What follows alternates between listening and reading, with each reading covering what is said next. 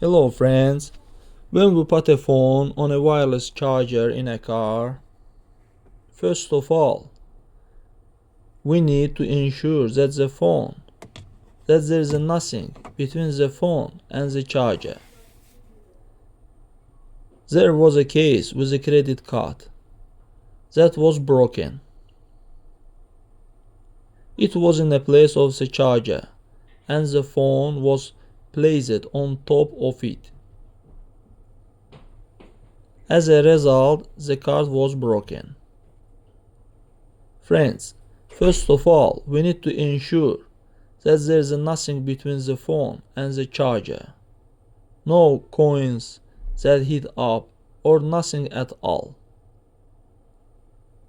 That's all guys. Subscribe to our channel, put like, and don't forget to put a bell so as not miss new video on the channel.